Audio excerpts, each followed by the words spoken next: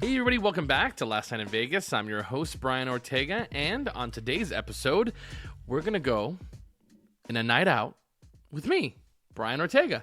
So this is going to be a very interesting pod just because I'm kind of just sort of going to detail what it's like to just go out and what I kind of run into on a nightly basis here in Las Vegas.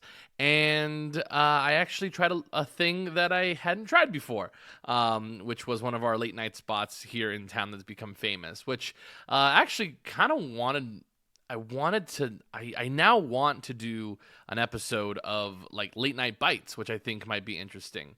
If you think that's interesting, let me know like in the comments, in anywhere on Spotify or Apple, wherever you can leave a comment. Or you can obviously message me on any of my social channels. But man, I had a really fun night last night in Vegas. So that's going to be coming up next. Okay, everybody, so let's go ahead and just sort of set the scene. So it was during NAB, which is the National Association of Broadcasters, which typically there's a big giant convention, and I just wanted to go to the bars and the late night stuff in the evening. So I kind of just spent the whole day sort of writing an article, kind of, just getting kind of through the Wednesday, basically. So essentially the nights that I go out are typically Wednesday or Thursday. So I got ready, got my outfit together. Usually when I go out, and I usually try to dress a little bit casual. Sometimes I'll dress it up if I'm really trying to go for like a vibe, but I just wear jeans. I wear some nice like black leather Chelsea boots. I wear a nice black shirt, chain, rolled out. So pretty standard black shirt, pretty standard sort of night out. Wasn't expecting to go to any fancy restaurants. But yeah, so I was ready to go. So get out the door, get to Fontainebleau. I usually predetermine where I want to hang out at. So I went to Delilah's last week. I try not to go 2 weeks in a row because I don't want to be that guy. So I ended up going to Fontainebleau this week. Usually, especially at this point, whenever I don't know what I want to do, sort of my home base is Fontainebleau now. So if you're ever out in town, that's usually where you'll find me. So I get to Fontainebleau, which if you're wondering what the tip is, make sure you park on the second floor if you're driving there. If you're not driving and you're just taking an Uber, that's totally fine.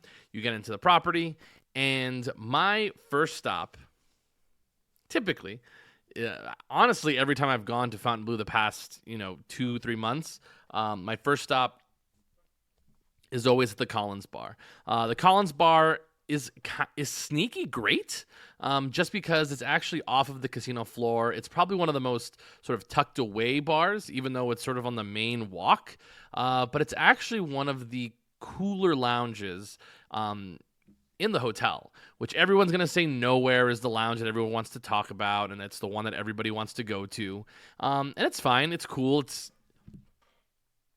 I guess it has a vibe to it. It's like a cool hang, I suppose. It's a big space. It feels like something locals really want to enjoy in that sort of big giant room. I like dark and moody, and that's kind of my vibe. So I end up going to the Collins Bar, and shout out to the bartenders. I believe Christy and Peter, who are the two bartenders that I talk to the most when I go, since they're on the same shift. I usually run into them when I'm there. So the last couple times, I've actually talked to Peter, who's a fantastic bartender. He's absolutely great. They make great cocktails. And if you're somebody who really wants fantastic crafted cocktails, this is definitely the spot at this hotel. The Blue Bar is fine. They can make a good cocktail. That's sort of their main sort of bar that has the chandeliers at it. All the bars know how to make a good cocktail. The Collins are the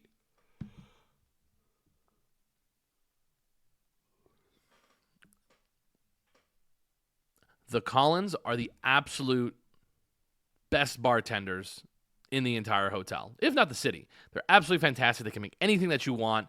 They can sort of vibe off of these different variations of drinks that they have available on the menu, and it's awesome. I love the way the room is set up, where the bar is in the center. You can kind of get a good sort of 360 around the entire room. It's sort of a good place to sort of people watch, especially people coming in and out, which is very nice. And they have a piano player. I love that they have live music at the Collins. It's absolutely awesome. I have such a good time whenever I go. 3 out of the 4 piano players are usually fantastic, and the bartenders will attest to that. There's usually the 3 good ones, and everybody knows who the one we don't like that plays there, but they usually play cool music. I mean, the night that I was there this last time, we actually had a guy who was playing Usher, Nice and Slow, which was awesome. I love that song. But he played everything from, we had Usher, we had Bruno Mars, we had Katy Perry. Everything that he could do, he did on the piano, which is absolutely fantastic. So I usually get my old-fashioned, so I got an old-fashioned while I was there, and it was awesome, delicious old-fashioned, but I try to sort of mix it up on them because I want them to sort of have to test their skills. So there was a new guy, his name's Nick. I ended up getting one of their classic cocktails, which doesn't get too much love, but it's sort of like these cool, like vintage cocktails that aren't made very often. And this one was a Hotel Nacional, which was a Cuban-inspired drink, so it has rum in it, and that was delicious. It was sort of like this pineapple concoction, which actually came off really, really good. And then I had another old-fashioned, and while I was sitting there, and by the way, great people watching this evening, I have to say. So really, really fun time. But the rest of the evening, as it went on, I ended up back at in the same spot. But then I had this person walk up, and she had to be in her 50s, blonde, red lips, the nails. I don't know, guys. She honestly could have been a lady of the night, but sort of like a seasoned one, the one that has really high priced clients who run like Fortune 500s. Or she was exactly what she said she was, which we won't out her here, obviously. She had 2 first names, which is great. Loved hearing it. She's fantastic. So she talked about that she has 2 properties in town and that she lives in another condo. And man, it was quite a time. I didn't know if she thought I was trying to hit on her, but I was just really trying to be polite, especially if she's a local. Locals tend to like to talk to other locals. I'm not one of those people. I like to be like the only local in the bar, but it's okay. But we talked, and she was a very, very nice lady. And I believe she, loved the property as well. She was a very, very classy lady. And then I just said, I gotta go. But before that, I was drinking my cocktail, and this is the cool thing. This is why you become really good friends with bartenders, is that I was just sitting there, and they actually had made 2 drinks for the same person.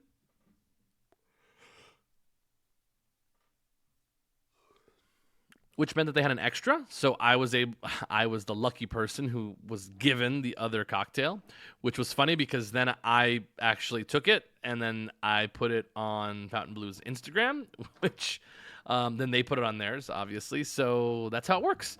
So anyways, that was a whiskey sour, which it was good. It was actually, I'm not a big whiskey sour fan, but I tried it and it was delicious.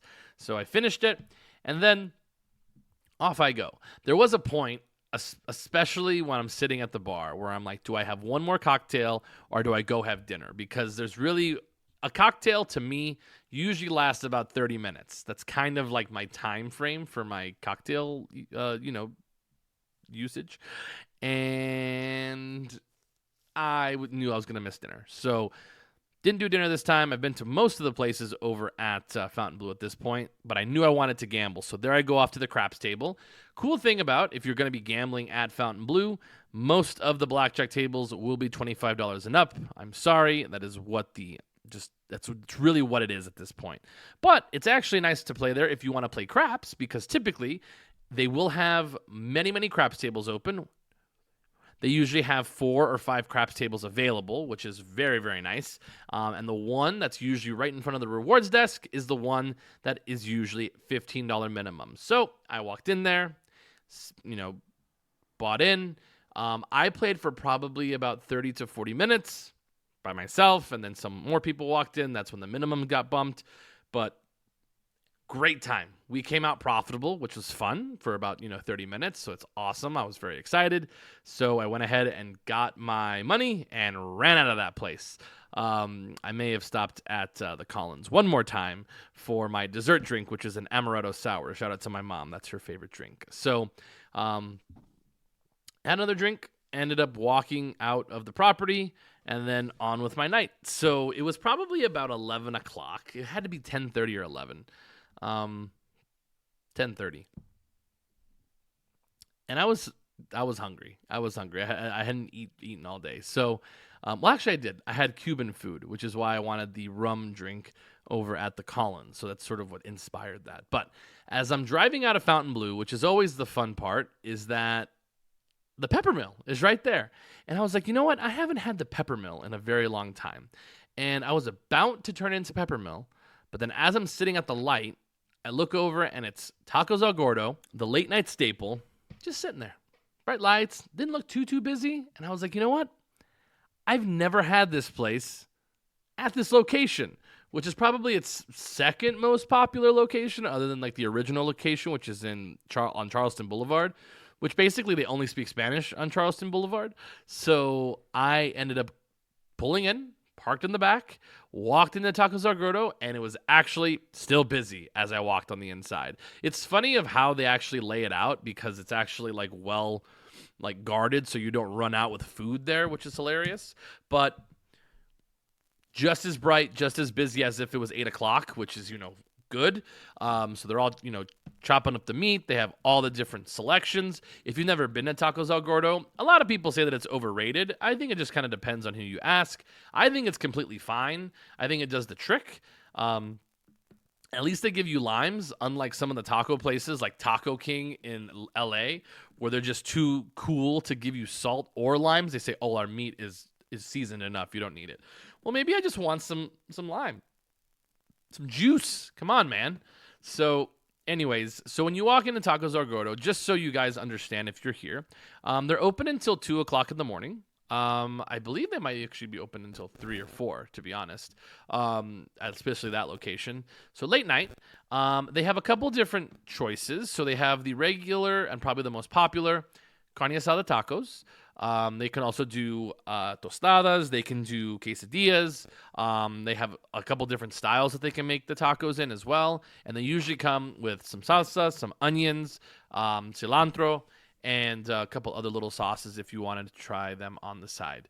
Or on top of them, obviously. They also can do to-go orders or dine in, which I do recommend dine in if you can, just because you can get the freshness of the tacos. But they do also have pork, which is usually going to be on the far ends. By the way that it works is, so you walk into Tacos El Gordo and you're going to have all of the big giant grill that's sort of lined on one side of the restaurant. And then you're going to have all the cooks that are going to be behind it that are actually making the meat, specialized for each individual section.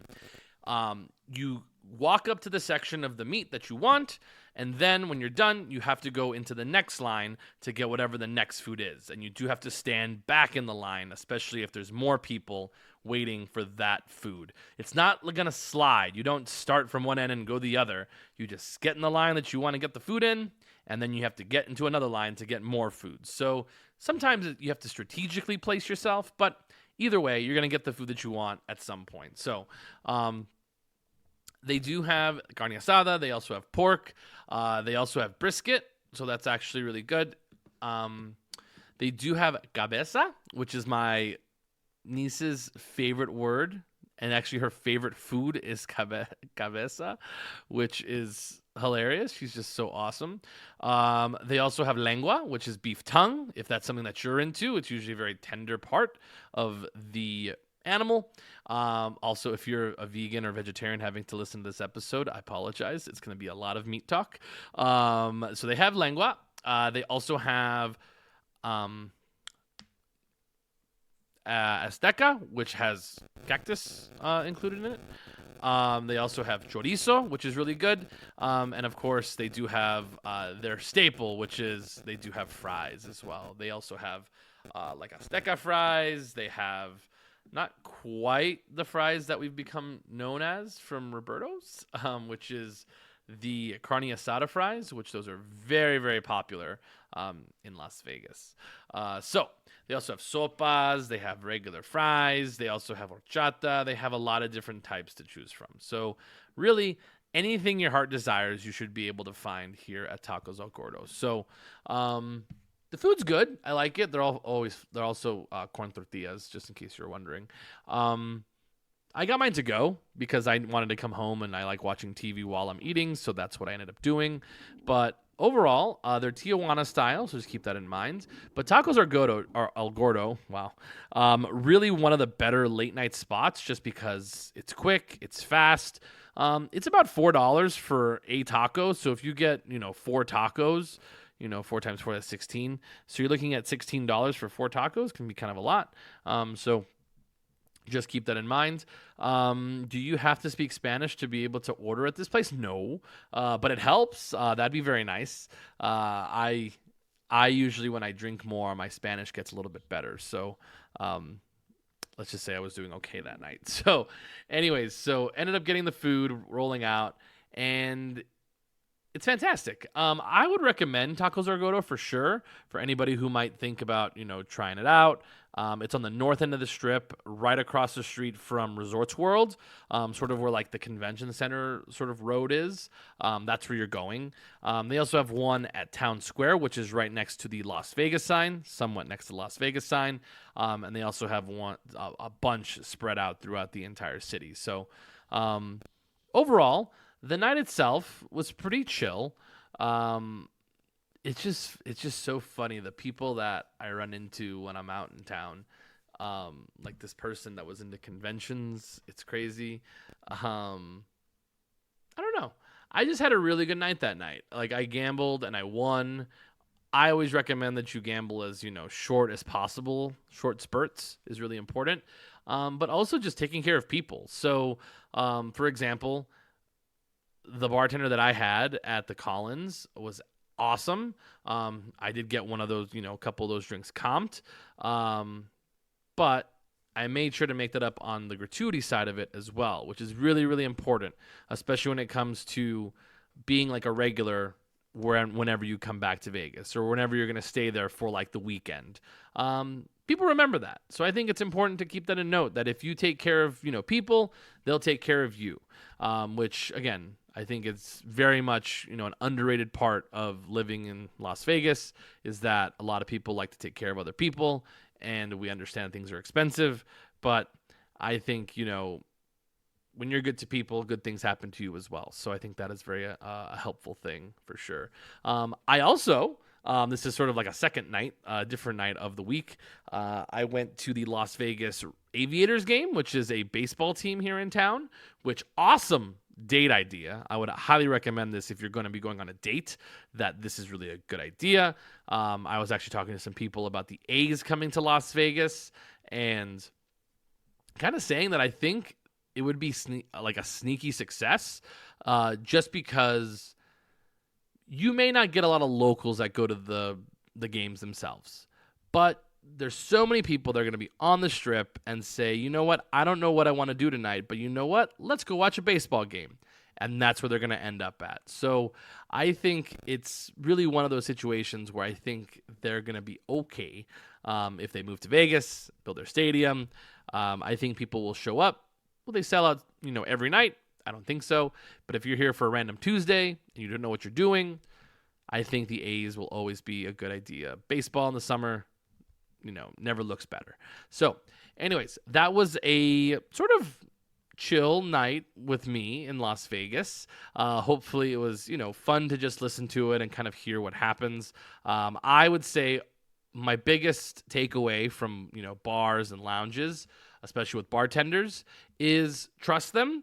Don't be too, oh my goodness. Don't be too crazy. There was these 2 women that ended up seeing Mariah Carey that night, and one was really just a little obnoxious, but it happens. If you have a drink that you have in mind, just say it as nice as possible. Say, hey, I like alcohol forward cocktails, not very fruity. I like it with maybe like a mint or something of that nature, or citrus, and then they'll sort of try to do their best to fit it to whatever you want. But don't be the person that's just like, oh, well, I don't like that, so I don't want any. So be a little adventurous if you can, because I think it's going to widen your, appreciation for the cocktail. It'll also make you slow down, which a lot of people need. That is just to slow it down and enjoy the moments that you have while you're in Las Vegas. So anyways, that was this week's episode of Last Night in Vegas. Hopefully you guys enjoyed it. You can follow me on all my pages, which is Conscious Confidential _LV. You can also follow me at Brian _Ortega 26. And of course, you can follow us on our TikTok channel at Keys to Vegas, along with our Twitter channel, which is the same, at Keys to Vegas. And again, just stay around for updates, different things of that nature. I did add a Patreon page, which should be located somewhere on this particular episode. And there's a goal there as well. But honestly, guys, just thank you so much for listening. I always appreciate you taking the time out of your day, and hopefully it just gives you that sort of little boost that you need to save up for your next trip to the city of sin. So again, my name is Brian Ortega. If you see me out in town, awesome. Come up, say hello. I'll buy you a drink. But remember, keep it confidential.